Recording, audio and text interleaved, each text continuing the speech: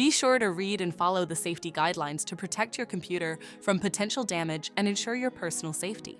For more information about safety guidelines, see the owner's manual at dell.com/support. Before you begin, turn off the computer and disconnect all the attached peripherals. To remove the memory module, identify and unlatch the right side cover. Lift the cover off the device. Find and unlatch the PSU hinge. Move the tabs to the unlocked position and lift the hinge to open it. Identify and unlatch the memory module.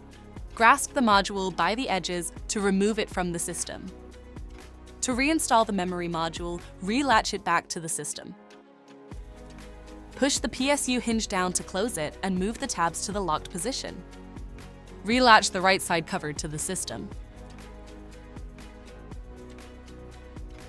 For more information about your Dell system, visit dell.com/support.